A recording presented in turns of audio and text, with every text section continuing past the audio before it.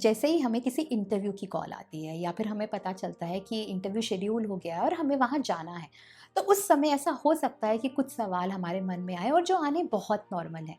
पहला सवाल कि क्या हम वो इंटरव्यू क्लियर कर पाएँगे? क्या सब कुछ वहाँ सही से जाएगा? जो भी जवाब हमें देने होंगे हम सही तरीके से दे पाएँगे? नर्वस तो नहीं होंगे? ब्लैंक तो नहीं हो जाएँगे? तो ये सारे सवाल आने नॉर्मल हैं, थोड़ा बहुत नर्वस हो भी सकते हैं, लेकिन उस नर्वसनेस को हैंडल कैसे करना है और इन सब के सवालों की वजह से कहीं हम कॉन्फिडेंस पहले ही तो नहीं अपना लूज़ कर रहे।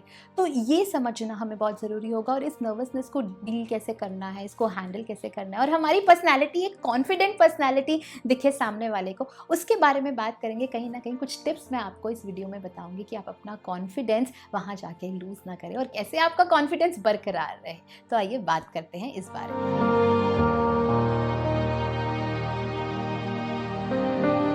कॉन्फिडेंस की बात करें तो बहुत ज़रूरी है कि जिस तरह से हमारी प्रिपरेशन हो रही है वो बहुत हेल्प करता है हमारे कॉन्फिडेंस को इन्हांस करने में अपने इंटरव्यू से पहले ही। तो उसमें प्रिपरेशन एक तो ये कि जो भी आप अपने बारे में वहाँ जाके बताना चाहते हैं, आप अपने स्ट्रेंथ्स के बारे में बताना चाहते हैं या आपके अंदर क्या काबिलियत है, क्या स्किल्स है आपके अंदर क्या क्वालिटीज़ है, आप वो जाके बताना चाहते हैं। लेकिन वो सारी क्वालिटीज़ कैसे आपके पास आई, आपने कैसे गेन करी, आपके स्ट्रेंथ्स कहाँ से आए, तो उसके साथ ना आपको एग्जाम्पल्स जोड़ने बहुत ज़रूरी होंगे या ऐसी कोई सिचुएशन आपने हैंडल की थी जिस वजह से आपके अंदर वो क्वालिटीज़ आई।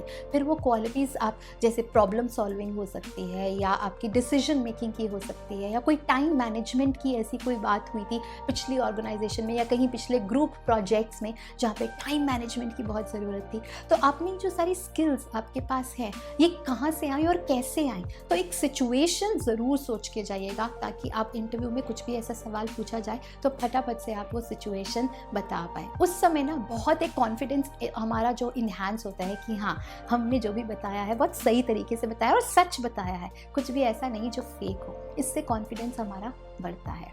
फिर जिस कंपनी के लिए हम इंटरव्यू देने जा रहे हैं उनकी रिसर्च हमारी प्रिपरेशन में कहीं ना कहीं बहुत मायने रखती है कि हमें रिसर्च करना, हमें उनकी वेबसाइट देखना, हमें समझना वो कौन से प्रोडक्ट में है, क्या सर्विसेज वो देते हैं, उनकी इंडस्ट्री क्या है, अभी तक उनके क्या क्या अचीवमेंट्स रहे हैं, या फिर उनके बारे में सोशल मीडिया पर चेक करना कि किस तरह से कल्चर है उनकी, कितने वो एम्प्लॉयज़ के लिए क्या क्या उनके यहाँ पे बहुत अच्छे कुछ बेनिफिट्स हैं इन टर्म्स ऑफ वो किस तरह से ख्याल रखते हैं और भी ज़्यादा ज़रूरी है कि वो किस तरह का उनका क्लाइंट बेस है।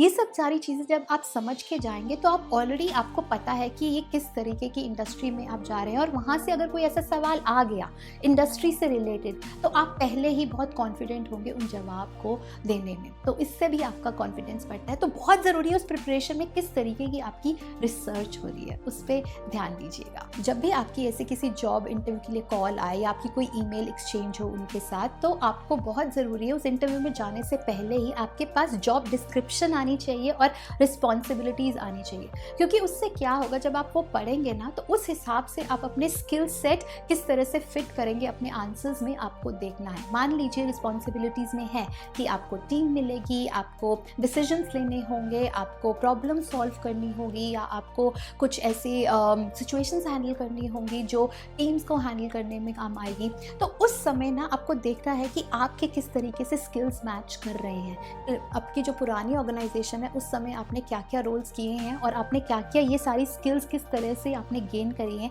जब आप जाके वहाँ पे बात करेंगे तो बताएंगे कि हाँ, अब आप पीपल मैनेजमेंट रोल के लिए तैयार हैं या आप किस तरीके से टीम हैंडल करते थे, सो दैट वो सारी स्किल्स कहीं ना कहीं मैच हो जो उस जॉब डिस्क्रिप्शन या रिस्पॉन्सिबिलिटीज़ में लिखी हैं। तो ये बहुत ज़रूरी है ये पढ़ना और अपने स्किल्स को उसके साथ मैच करना और उस तरीके से अपने जवाब तैयार करना। ये खुद ब खुद हमारे कॉन्फिडेंस को इन्हांस कर देता है और सामने वाले को भी लगता है कि हम पूरी तैयारी के साथ आए हैं और हम अपने काम को बहुत अच्छे से जानते हैं। इस वजह से धीरे धीरे वो जो नर्वसनेस होती है वो ख़त्म होती चली जाती है और हमारा कॉन्फिडेंस बढ़ता जाता है। आपको ये ध्यान रखना है कि उस इंटरव्यू रूम में जितने भी लोग बैठे हैं आपको सबके साथ आई कॉन्टैक्ट करना है।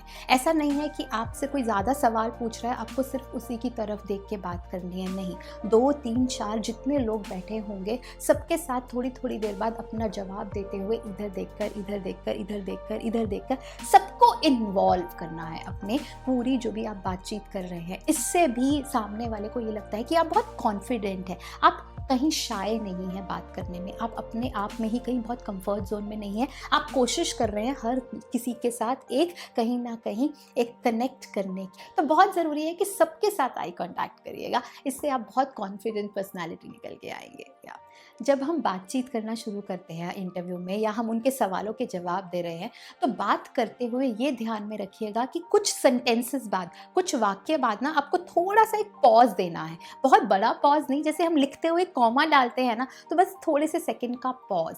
इससे क्या होता है, जो भी आप बात कर रहे हैं सामने वाले के दिमाग में बहुत अच्छे से उनको समझ आती है। आप बहुत जल्दबाजी नहीं कर रहे हैं अपनी बात समझाने में, आप किसी ओपिनियन को बहुत जल्दी जल्दी नहीं बताना चाहते। जो भी आप कह रहे हैं आप उसमें बिलीव करते हैं, विश्वास करते हैं, इसलिए पॉज डालना ज़रूरी है। और इस वजह से ना बात करते करते हम एक अपॉर्चुनिटी देते हैं अपने लिसनर्स को कि अगर उनको फिर इसमें से कुछ पूछना है तो वो पूछ सकते हैं। तो एक रिस्पॉन्सिबिलिटी होती है जब हम बात कर रहे हैं पॉज डालने की, लेकिन लंबा पॉज नहीं, आपको बहुत छोटा सा, ताकि एक वो अपनी बात आप जो समझाना चाहते हैं वो बहुत अच्छे से समझ ले, ध्यान से सुने। दूसरा, उनका फोकस भी रहे आपकी बात पर।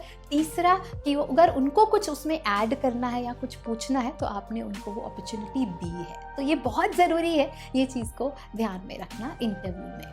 इससे ना आप बहुत कॉन्फिडेंट पर्सनैलिटी आपकी उभर के आएगी। आप वो समझेंगे कि आप जानते हैं किस तरीके से अपनी बात को रखना है सामने वाले के आगे। तो इससे आपका कॉन्फिडेंस जब स्टार्ट ही ऐसे होगा तो बहुत बिल्ड हो जाएगा, तो वो नर्वसनेस धीरे धीरे दूर होती जाती है। ये कहना चाहूँगी कि ये जो सारे पॉइंट्स या टिप्स मैंने आपके साथ शेयर किए हैं इस वीडियो के थ्रू, ये इस उम्मीद के साथ करे हैं कि कहीं ना कहीं ये आपको हेल्प करे आपके इंटरव्यू में। So all the best, take care. इस चैनल को सब्सक्राइब कर दीजिएगा, और अगर आपके पास कोई ऐसे सवाल है इंटरव्यू से रिलेटेड जो आपको लगता है कि आप पूछ सकते हैं तो उसे कमेंट सेक्शन में ज़रूर लिखिएगा। I will help you out in that. Take care, bye bye.